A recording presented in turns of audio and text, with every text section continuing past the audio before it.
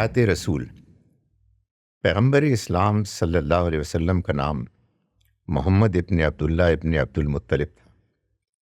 آپ 570 میں مکے میں پیدا ہوئے اور 632 میں مدینہ میں آپ کی وفات ہوئی۔ آپ کو 40 سال کی عمر میں نبوت ملی۔ آپ کے حالات یہاں مختصر طور پر درج کیے جاتے ہیں۔ آپ ابھی رحم مادر میں تھے کہ آپ کے والد عبداللہ کا انتقال ہو گیا۔ پیدائش کے چند ہی سال بعد آپ کی والدہ آمنہ بھی انتقال کر گئیں۔ عرب کی قدیم روایت کے مطابق ایک صحرائی خاتون حلیمہ سعدیہ نے آپ کی ابتدائی پرورش کی۔ والد کی غیر موجودگی میں آپ کے دادا عبد المطلب آپ کی کفالت کرتے رہے۔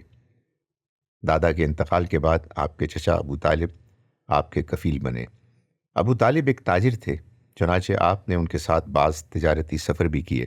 25 سال کی عمر میں آپ نے مکے کی ایک 40 سالہ بیوہ خاتون خدیجہ بنت خویلد سے نکاح کیا۔ آپ کی عمر جب 40 سال کی ہوئی، اس وقت خدا کی پہلی وحی آپ پر نازل ہوئی۔ آپ مکے کے قریب حرا نامی ایک غار میں تھے۔ آپ یہاں اکثر تنہائی کی تلاش میں آیا کرتے تھے۔ یہاں فرشتہ جبریل آپ کے پاس آئے اور یہ خبر دی کہ آپ کو اللہ نے اپنا پیغمبر بنایا ہے۔ آپ پر جو پہلی آیتیں اتریں وہ سورہ العلق کے آغاز میں موجود ہیں۔ قرآن ایک ہی وقت میں ایک کتاب کی صورت میں نہیں اترا، بلکہ وہ تھوڑا تھوڑا کر کے اترا۔ اس طرح 23 سال کی مدت میں اس کی تکمیل ہوئی۔ قرآن کی حفاظت کے لیے اول دن ہی سے غیر معمولی اہتمام کیا گیا تھا۔ جب قرآن کا کوئی حصہ اترنے والا ہوتا تو جبرائیل آپ کے پاس آتے اور قرآن کا وہ جزو آپ کو پڑھ کر سناتے۔ پیغمبر اسلام پہلے خود اس کو اچھی طرح یاد کر لیتے، پھر اس کے بعد آپ اس کو بول کر لکھواتے۔ پیغمبر اسلام خود لکھنا نہیں جانتے تھے، مگر آپ نے اپنے ساتھیوں میں سے بہت سے لوگوں کو اس کام کے لیے مقرر کر لیا تھا۔ یہ لوگ کاتبان وحی کہے جاتے تھے۔ کوئی نہ کوئی کاتب وحی ہر وقت آپ کے پاس موجود رہتا تھا تاکہ اترے ہوئے حصہ قرآن کو فوراً اسی وقت لکھ لے۔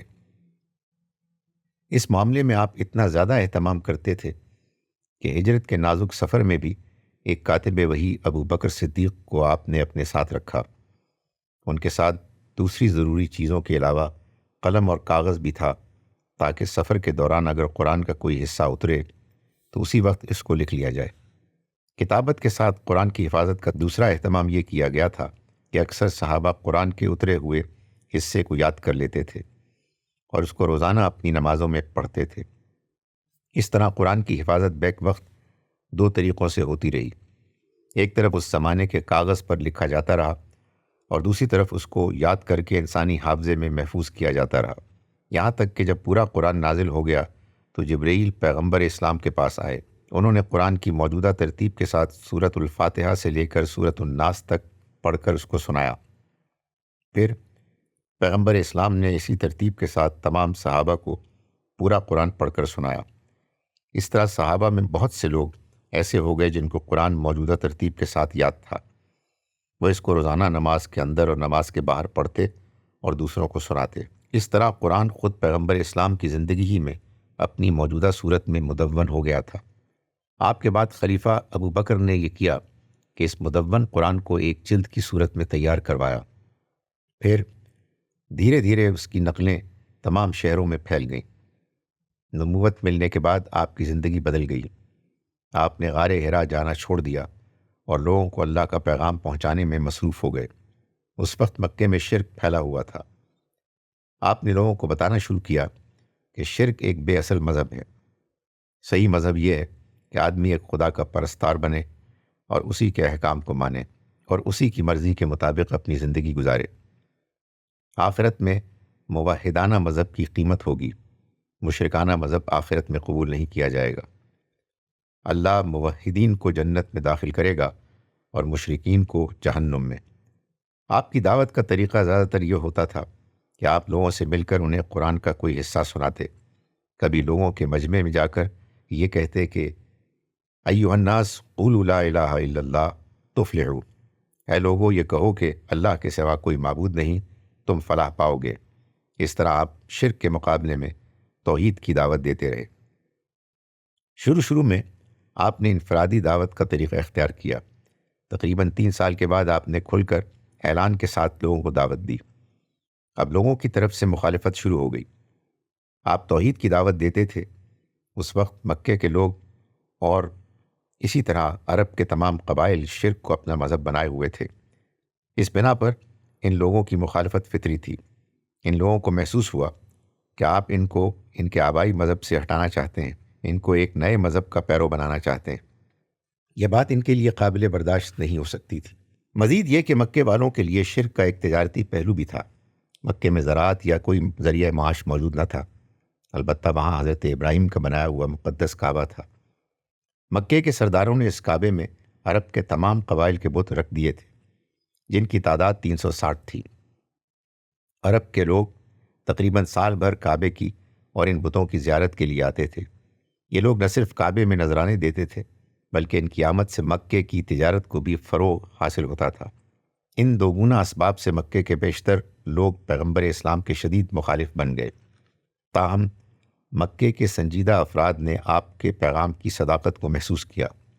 یہ لوگ دھیرے دھیرے اسلام قبول کرنے لگے، یہاں تک کہ 13 سال کے دعوتی عمل کے بعد مکے اور اطراف کے تقریباً 200 مرد اور عورت اسلام میں داخل ہو گئے۔ مکے کی سرداری قبیلہ قریش کے ہاتھ میں تھی۔ اس قبیلے کے سردار مثلاً ابو جہل اور ابو لہب وغیرہ آپ کے شدید مخالف بن گئے۔ انہوں نے پہلے تو مخالفت کے ذریعے کوشش کی کہ آپ کا دین وہاں پھیلنے نہ پائے، مگر انہوں نے محسوس کیا کہ ان کی یہ کوشش زیادہ کامیاب نہیں ہو رہی۔ اس دوران آپ کے چچا ابو طالب کا بھی انتقال ہو گیا، جو قریش کے سردار بھی تھے اور آپ کے سرپرست اور حمایتی بھی۔ ابو طالب کی وفات کے بعد مکے کے سرداروں کی دشمنی بہت بڑھ گئی۔ وہ بے روک ٹوک آپ کے خلاف کارروائیاں کرنے لگے۔ اس وقت آپ نے محسوس کیا کہ مکے کے حالات اب آپ کے لیے سازگار نہیں ہیں۔ چنانچہ آپ نے اپنے ساتھیوں کو اجازت دے دی کہ وہ وقتی طور پر مکے کو چھوڑ کر پڑوسی ملک حبش چلے جائیں۔ آپ نے اپنے لیے یہ فیصلہ فرمایا کہ عرب کی ایک اور بستی طائف جائیں اور وہاں اپنے لیے حمایتی تلاش کریں۔ چنانچہ آپ مکے سے سفر کر کے طائف گئے۔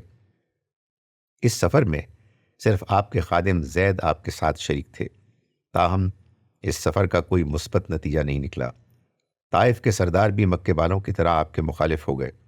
انہوں نے آپ کے ساتھ نہایت برا سلوک کیا۔ چنانچہ آپ طائف سے واپس ہو کر دوبارہ مکے آ گئے۔ تاہم مکے میں رہنے کے لیے کسی سردار کی حمایت ضروری تھی۔ ابھی جبکہ آپ مکے کی سرحد پر تھے، آپ نے اپنے خادم کے ذریعے مکے کے ایک مشرک سردار مطعم بن عدی کے پاس پیغام بھیجا اور یہ کہلایا کہ تم مجھ کو اپنی حمایت میں لے لو تاکہ میں مکے میں قیام کر سکوں۔ عرب کے قدیم قبائلی نظام کے تحت ایسا کرنا ضروری تھا۔ مطعم بن عدی کی رضامندی سے آپ مکے میں داخل ہوئے، تاہم مکے کے سرداروں کی مخالفت اتنی زیادہ بڑھ چکی تھی کہ آپ کے لیے مکے میں رہنا ممکن نہ تھا۔ چنانچہ مکے میں 13 سال قیام کے بعد آپ خاموشی کے ساتھ مدینہ چلے گئے۔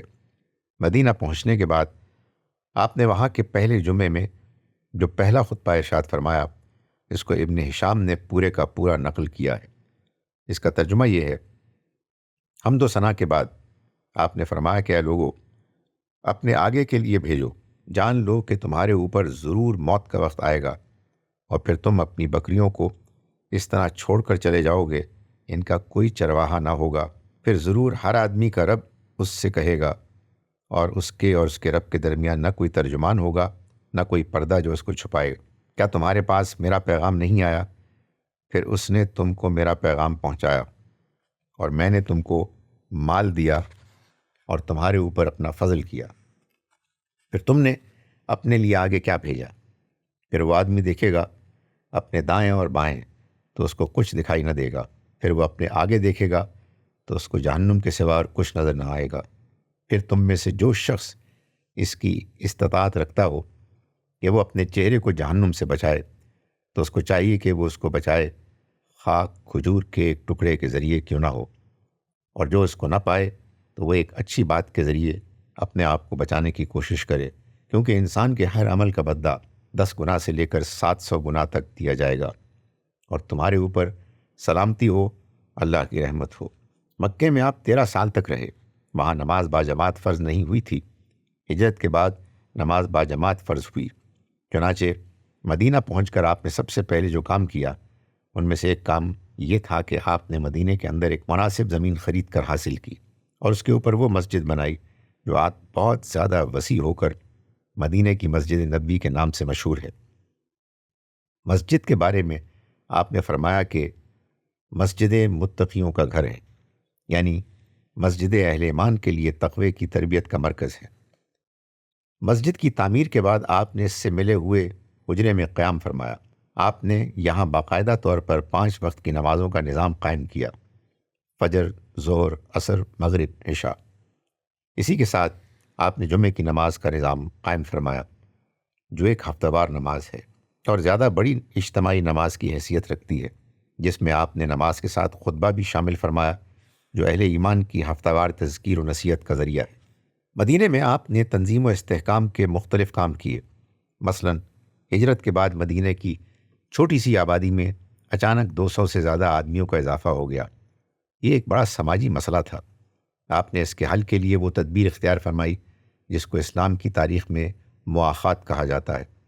اس کی صورت یہ تھی کہ آپ نے باہر سے آنے والے مہاجرین اور مدینے میں رہنے والے انصار کے درمیان بھائی بھائی کا رشتہ قائم کر دیا۔ اس طرح ہر مہاجر کسی انصاری کے ساتھ اس کے گھر اور کاروبار میں بھائی کی طرح شریک ہو گیا۔ تاریخ بتاتی ہے کہ یہ لوگ سگے بھائی کی طرح مل جل کر رہتے تھے۔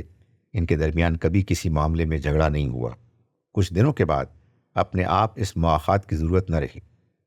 باہر سے آنے والے مسلمان جن کو مہاجر کہا جاتا تھا، ان کو یہ پسند نہ تھا کہ وہ کسی اور کے اوپر بوجھ بنے، چنانچہ ہر ایک سرگرمی کے ساتھ کسی نہ کسی کام میں لگ گیا۔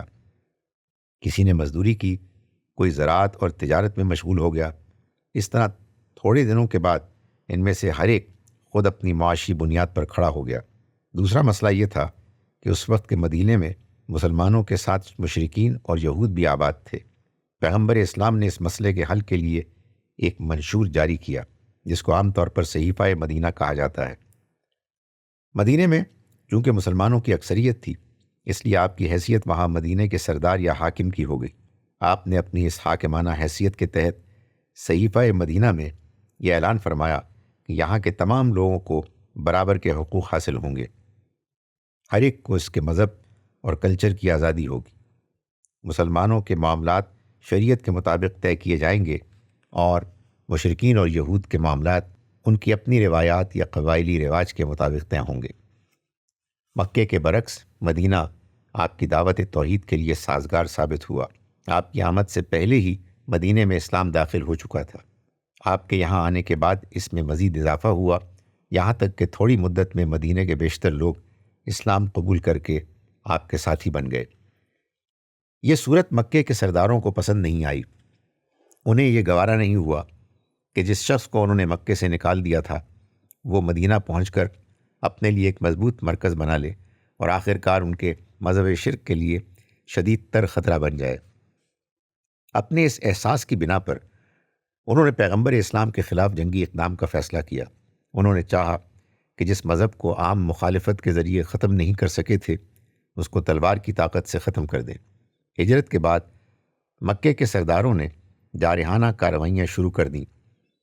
انہی میں سے ایک واقعہ وہ ہے جس کو بدر الاولیٰ کہا جاتا ہے۔ تاہم پیغمبر اسلام اور مکے کے سرداروں کے درمیان پہلا بڑا مقابلہ وہ ہے جو غزوہ بدر کے نام سے مشہور ہے۔ یہ جنگ مکے کے سرداروں کی جارحیت کے نتیجے میں پیش آئی۔ بدر کے مقام پر 2 ہجری میں دونوں گروہوں کے درمیان مسلح ٹکراؤ ہوا۔ خدا کی خصوصی مدد سے پیغمبر اسلام اور آپ کے ساتھی کامیاب ہوئے۔ مکے کے لوگ 70 کی تعداد میں مارے گئے اور اتنی ہی تعداد میں قیدی بنائے گئے۔ بدر کی شکست نے مکے کے سرداروں کو اور زیادہ بھڑکا دیا۔ وہ اپنے عوام کو یہ کہہ کر ایک اور جنگ پر ابھارنے لگے کہ ہمیں اپنے بدر کے مقتولین کا انتقام لینا ہے۔ اس کے نتیجے میں کئی بار دونوں طرف کے لوگوں کے درمیان چھوٹی چھوٹی جھڑپیں ہوئیں، یہاں تک کہ 2 ہجری میں انہوں نے ایک بڑا لشکر تیار کیا اور اس کو لے کر مدینہ کی سرحد پر پہنچ گئے۔ یہاں احد پہاڑ کے پاس دونوں گروہوں کے درمیان شدید جنگ ہوئی۔ اس جنگ میں پہلے اہل ایمان غالب آئے۔ اس کے بعد ایک غلطی سے فائدہ اٹھا کر مکے کی فوج نے دوبارہ مسلمانوں پر حملہ کر دیا۔ اس دوبارہ حملے میں اہل ایمان ٹھہر نہ سکے۔ اسلامی فوج کے کئی لوگ قتل ہوئے۔ آخر کار اہل مکہ کو فتح حاصل ہوئی۔ پیغمبر اسلام صلی اللہ علیہ وسلم نے محسوس کیا کہ بظاہر جنگ سے اس معاملے کا فیصلہ ہونے والا نہیں، چنانچہ آپ نے ایک اور تدبیر اختیار کی۔ 6 ہجری میں ایک خواب کے مطابق آپ نے اعلان فرمایا کہ ہم مکے جائیں گے اور وہاں کعبے کا طواف اور عمرے کی عبادت ادا کریں گے۔ اس کے مطابق تقریباً 1400 ساتھیوں کے ہمراہ آپ مدینہ سے مکے کے لیے روانہ ہوئے۔ یہ ایک پرامن سفر تھا اور اس کا جنگ سے کوئی تعلق نہ تھا۔ مکے میں اس طرح کے پرامن وفود کی آمد کوئی نئی بات نہ تھی۔ عرب کے مختلف قبائل کعبے کی زیارت کے لیے برابر آتے رہتے تھے، مگر مکے کے سرداروں کے لیے یہ چیز قابل برداشت نہ تھی۔ چنانچہ پیغمبر اسلام جب چلتے ہوئے حدیبیہ کے مقام پر پہنچے تو مکے کے سرداروں نے وہاں آ کر آپ کو آگے بڑھنے سے روک دیا۔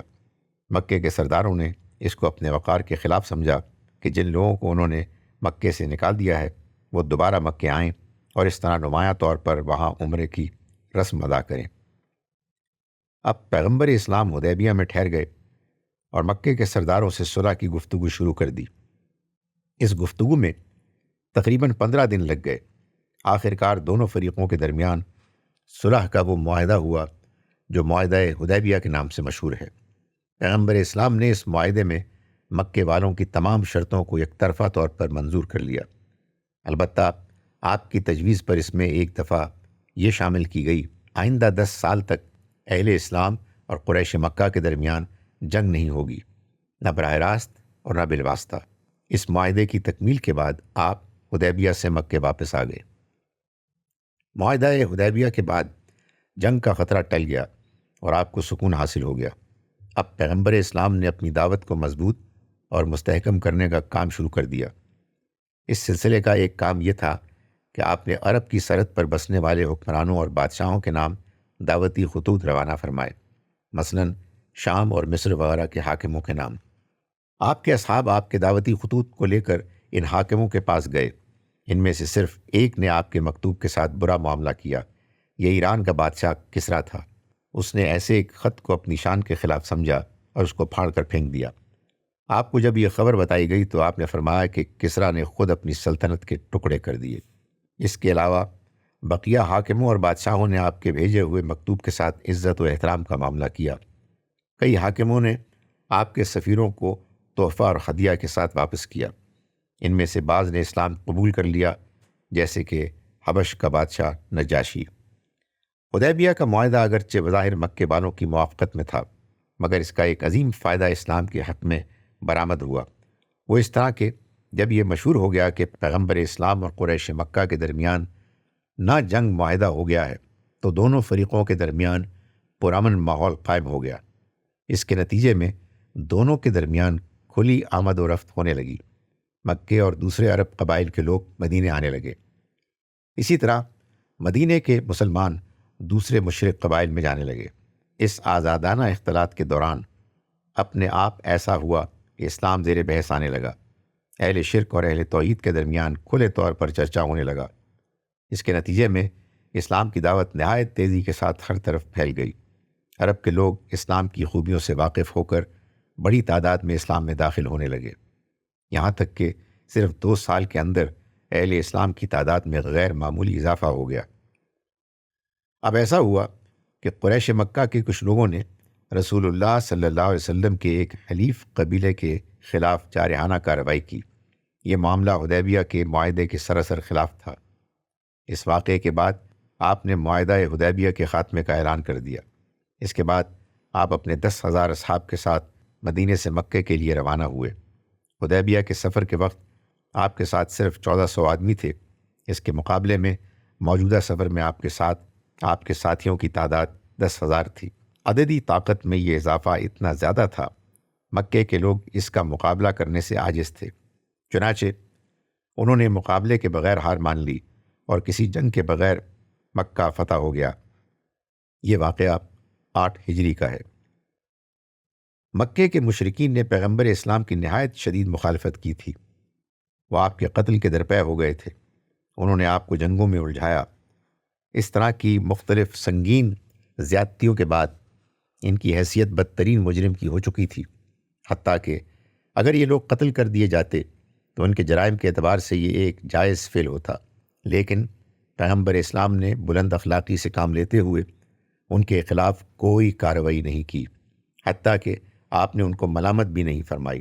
آپ نے یک طرفہ طور پر ان سب کی معافی کا اعلان کر دیا اور کہا کہ جاؤ، تم سب لوگ آزاد ہو۔ اس وقت کے حالات میں یہ ایک غیر معمولی سلوک تھا۔ مکے کے مشرکین یہ سمجھے ہوئے تھے کہ فتح کے بعد اب انہیں ان کے ناقابل معافی جرائم کی بنا پر قتل کر دیا جائے گا، لیکن پیغمبر اسلام نے بلا شرط ان سب کو معاف کر دیا۔ اس غیر معمولی سلوک نے ان کے ضمیر کو بری طرح جھنجھوڑ دیا۔ انہوں نے محسوس کیا کہ اب سرکشی کا طریقہ ان کے لیے کسی بھی طرح جائز نہیں۔ اتنے بڑے انسانی سلوک کے بعد انہیں پیغمبر اسلام کے دین میں داخل ہو جانا چاہیے۔ چنانچہ ایسا ہی ہوا اور مکے کے تمام لوگ اسلام قبول کر کے آپ کے ساتھی بن گئے۔ اس کے بعد پیغمبر اسلام نے مکے میں ایک شخص کو اپنی طرف سے حاکم مقرر فرمایا اور پھر مکے سے طائف کی طرف روانہ ہوئے۔ اس سفر میں آپ کے ساتھ 10,000 سے زیادہ آدمی تھے۔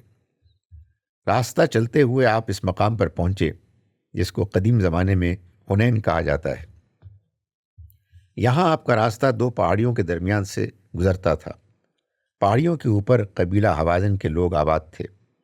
آپ خاموشی کے ساتھ اپنا راستہ طے کر رہے تھے کہ اچانک قبیلہ حوازن کے لوگوں نے اس وقت آپ کے اوپر تیروں سے حملہ کر دیا جبکہ آپ اور آپ کے ساتھی دونوں پہاڑیوں کے درمیان تھے۔ آپ اور آپ کے ساتھی اس اچانک حملے کے لیے تیار نہ تھے۔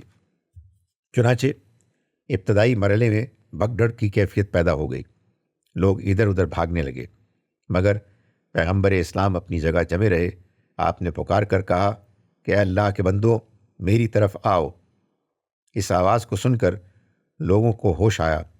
وہ دوبارہ پلٹ کر آ گئے اور پھر جم کر دشمن کا مقابلہ کیا، یہاں تک کہ پیغمبر اور آپ کے ساتھیوں کو فتح حاصل ہوئی۔ اس واقعے کو اسلامی تاریخ میں غزوہ حنین کہا جاتا ہے۔ اس فتح کے بعد قبیلہ حوازن کے 6,000 آدمی گرفتار کر لیے گئے۔ بہت بڑی تعداد میں اونٹ اور بکری وغیرہ مال غنیمت کے طور پر حاصل ہوا۔ یہ 6,000 قیدی ثابت شدہ طور پر جنگی مجرم کی حیثیت رکھتے تھے۔ عام رواج کے مطابق وہ اس قابل تھے کہ ان کو قتل کر دیا جائے، لیکن پیغمبر اسلام نے ان سب کو بلا شرط معاف کر کے رہا کر دیا۔ آپ کا یہ غیر معمولی سلوک ان لوگوں کے لیے بے حد اثر انگیز تھا۔ چنانچہ قبیلہ حوازن کے تمام مرد اور عورت اسلام قبول کر کے آپ کے دین میں داخل ہو گئے۔ اس کے بعد آپ طائف کی طرف بڑھے۔ طائف قدیم عرب کا واحد ایسا شہر تھا جس کے چاروں طرف حصار کے لیے دیواریں بنائی گئی تھیں۔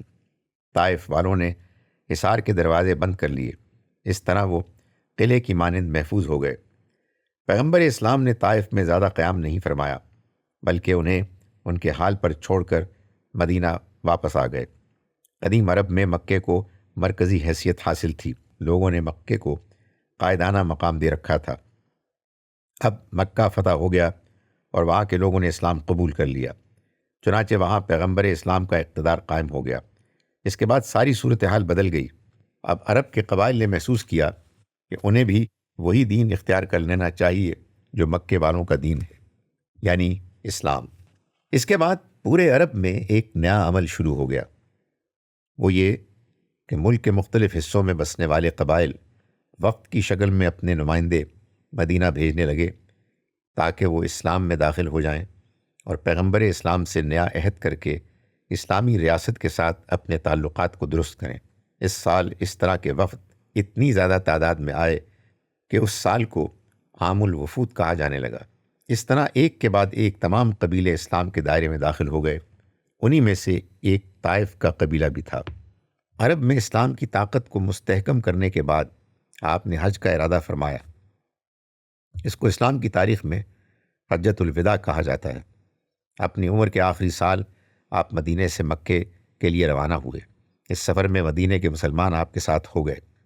اس کے علاوہ جب ملک میں خبر پھیلی تو چاروں طرف سے مختلف قبائل کے افراد مکے آنے لگے، یہاں تک کہ پیغمبر اسلام نے اپنا پہلا اور آخری حج ادا فرمایا تو اس وقت تقریباً 1.25 لاکھ آدمی اس عظیم عبادت میں آپ کے ساتھ شریک تھے۔ اس حج کے موقع پر آپ نے لوگوں کو جو تعلیمات دیں، ان میں سے ایک آپ کا وہ خطبہ تھا جو حجۃ الوداع کے نام سے مشہور ہے۔ یہ خطبہ گویا اسلام کا ابدی منشور تھا۔ اس خطبے میں آپ نے فرمایا، بے شک تمہارے خون اور تمہارے مال تمہارے اوپر حرام ہے، جس طرح تمہارا یہ دن تمہارے اس مہینے میں تمہارے اس شہر میں حرام ہے۔ سن لو کہ جاہلیت کے معاملے کی ہر چیز میرے قدموں کے نیچے ہے، اور جاہلیت کے تمام خون باطل کر دیے گئے، اور سب سے پہلا خون جو میں باطل کرتا ہوں وہ ہمارا خون ربیعہ ابن حارث کا خون ہے، اور جاہلیت کے تمام سود باطل ہیں، اور سب سے پہلا سود جو میں باطل کرتا ہوں وہ ہمارے خاندان کا سود عباس ابن عبد المطلب کا سود ہے، وہ سب کا سب باطل ہے۔ تم لوگ عورتوں کے معاملے میں خدا سے ڈرو، تم نے ان کو اللہ کی امانت کے طور پر حاصل کیا ہے، اور ان کی شرمگاہوں کو اللہ کے کلمے سے حلال کیا ہے۔ تمہارے اوپر ان کا حق یہ ہے کہ تم ان کو معروف طریقے پر کھانا اور کپڑا دو، اور میں تمہارے درمیان ایک چیز چھوڑ رہا ہوں، اگر تم اس کو مضبوطی سے پکڑو گے تو تم گمراہ نہ ہوگے، وہ چیز خدا کی کتاب ہے۔ اے لوگو، کیا تم جانتے ہو کہ تم کس مہینے میں ہو، اور تم کس دن میں ہو، اور تم کس شہر میں ہو؟ لوگوں نے کہا کہ حرام دن اور حرام شہر اور حرام مہینہ۔ آپ نے فرمایا کہ تمہارے خون اور تمہارے مال اور تمہاری عزتیں تمہارے اوپر اسی طرح قیامت تک کے لیے حرام ہے، جس طرح تمہارا یہ دن، تمہارا یہ مہینہ اور تمہارا یہ شہر حرام ہے۔ پھر فرمایا، میری بات سنو اور اس کے مطابق عمل کرو، خبردار ظلم نہ کرنا۔ بے شک کسی مسلمان کا کسی دوسرے کے مال کو لینا جائز نہیں، الا یہ کہ وہ راضی ہو۔ سنو، جاہلیت کا ہر خون اور مال اور شرف قیامت تک کے لیے میرے دونوں قدموں کے نیچے ہے۔ تمہارے لیے تمہارا راس المال ہے، نہ تم کسی پر ظلم کرو اور نہ تمہارے اوپر کوئی ظلم کیا جائے۔ سنو، زمانہ گھوم گیا، پس وہ آج اس نقطے پر ہے جس دن خدا نے زمین و آسمان کو پیدا کیا تھا۔ پھر یہ آیت پڑھی، خدا کے نزدیک مہینوں کی گنتی 12 ہے، خدا کی کتاب میں جس دن اس نے زمین و آسمان کو پیدا کیا، ان میں سے 4 مہینے محترم ہیں، یہی سیدھا دین ہے، بس تم ان میں اپنی جانوں پر ظلم نہ کرو۔ سورہ توبہ آیت 36۔ سنو، میرے بعد منکر نہ ہو جانا کہ آپس میں ایک دوسرے کی گردن مارنے لگو۔ سنو، شیطان اس سے مایوس ہو چکا ہے کہ نماز پڑھنے والے اس کی عبادت کریں، لیکن آپس میں تم کو برانگیختہ کر کے وہ اپنا مقصد حاصل کرے گا۔ اور عورتوں کے بارے میں اللہ سے ڈرو، کیونکہ وہ تمہاری دست نگر ہیں، وہ اپنے لیے کچھ نہیں کر سکتی، اور تمہارے اوپر ان کا حق ہے اور ان کے اوپر تمہارا حق۔ سنو، جس کے پاس کوئی امانت ہو تو وہ اس کو صاحب امانت کو واپس کر دے۔ اس کے بعد آپ نے اپنے دونوں ہاتھ پھیلائے اور فرمایا، کیا میں نے پہنچا دیا؟ پھر آپ نے کہا، جو حاضر ہے وہ غیر حاضر کو پہنچا دے، کیونکہ بہت سے وہ لوگ جنہیں پہنچایا جائے وہ سننے والوں سے زیادہ اخذ کرنے والے ہوتے ہیں۔ پیغمبر اسلام صلی اللہ علیہ وسلم کی وفات ہجری کیلنڈر کے لحاظ سے 12 ربیع الاول 10 ہجری کو ہوئی۔ آخری زمانے میں آپ تقریباً 2 ہفتے بیمار رہے۔ وفات سے پہلے آپ نے مسجد نبوی میں جو آخری نماز ادا فرمائی، اس میں اپنی موجودگی میں حضرت ابوبکر صدیق کو نماز کا امام بنایا۔ اسلام میں نماز باجماعت کے امام کی جو اہمیت ہے، اس کے لحاظ سے یہ ایک واضح اشارہ تھا کہ میرے بعد ابوبکر مسلمانوں کے خلیفہ یا امیر المومنین ہوں گے۔ آخری زمانے میں آپ نے جو باتیں فرمائیں، ان میں سے ایک بات یہ تھی، میں نے تمہارے درمیان 2 چیزیں چھوڑی ہیں، تم اس وقت تک گمراہ نہ ہوگے جب تک تم ان دونوں کو پکڑے رہو گے، خدا کی کتاب اور اس کے رسول کی سنت۔ مشکات المصابیح۔ آپ کی وفات مسجد نبوی کے حجرے میں ہوئی۔ اس حجرے میں آپ کی تدفین کی گئی، چنانچہ آج تک آپ کی قبر وہاں موجود ہے۔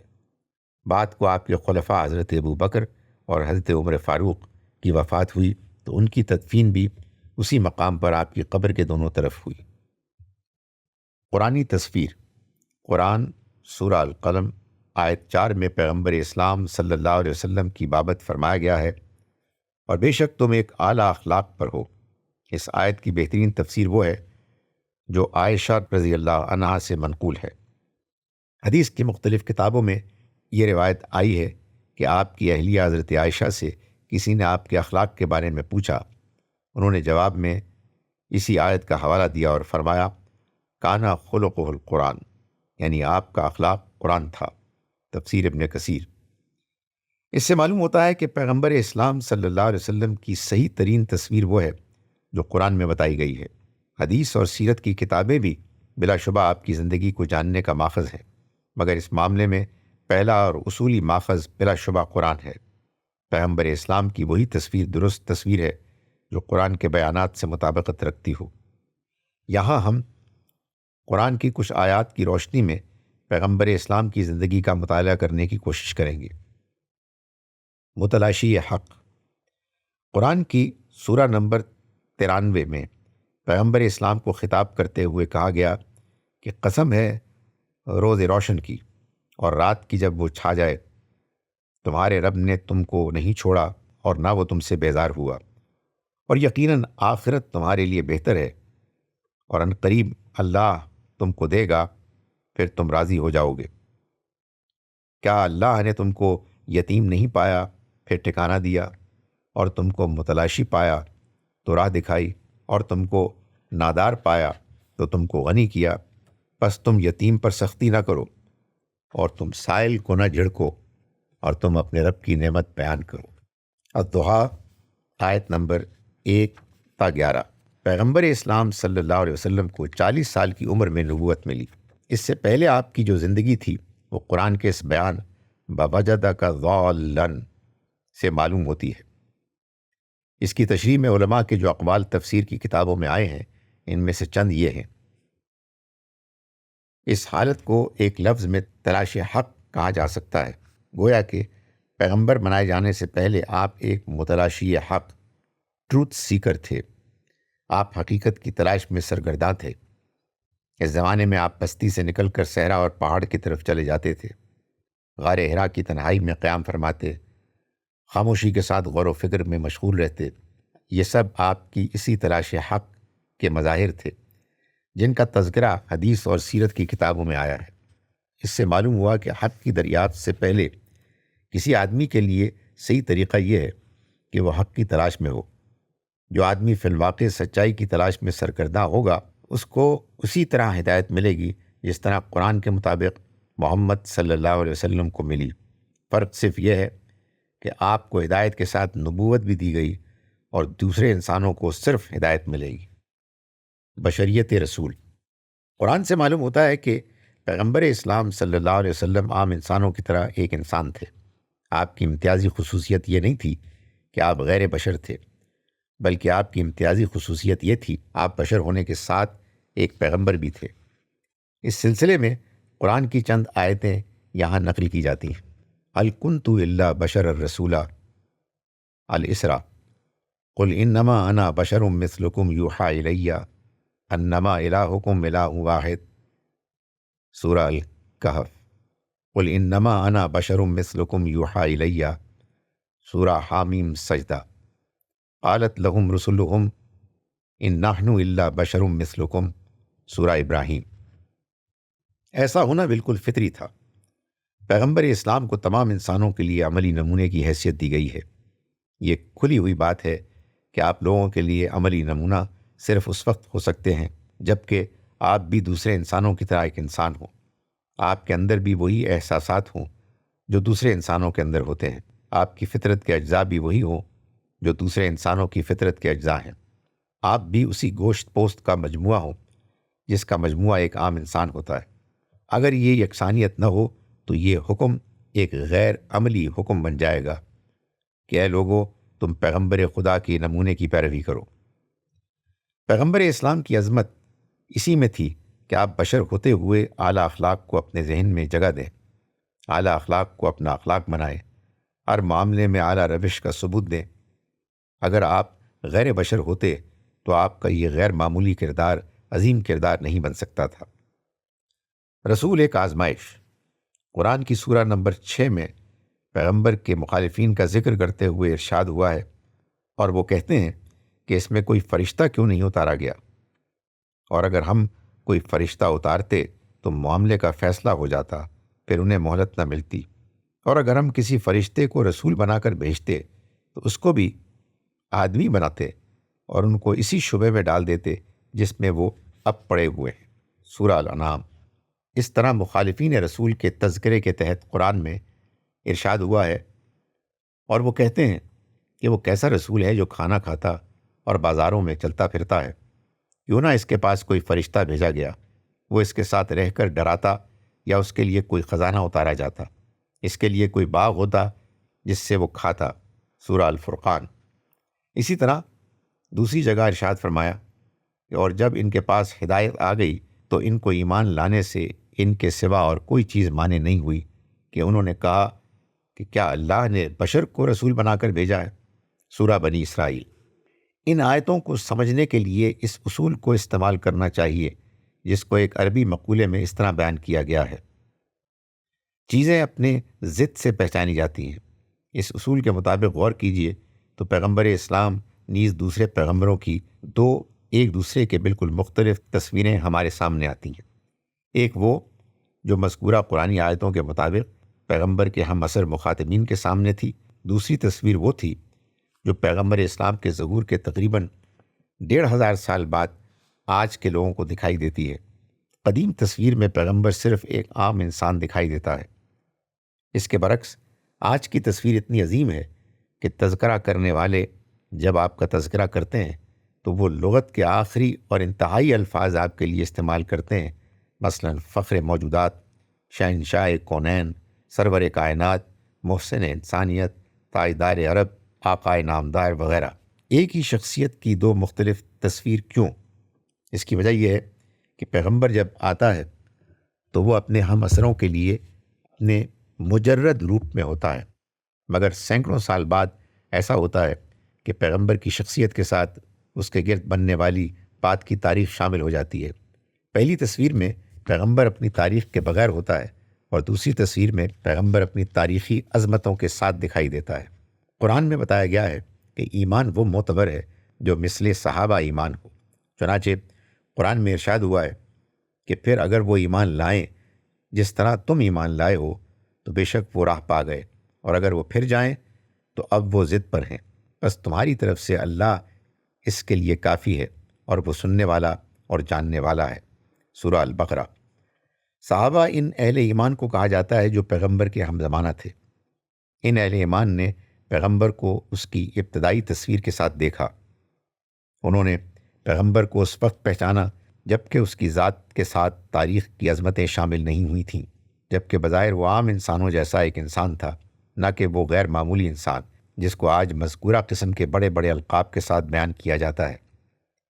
پیغمبر کی پہلی تصویر ہی اس کی حقیقی تصویر ہے، بقیہ تصویریں مابعد تاریخ کے اضافے ہیں۔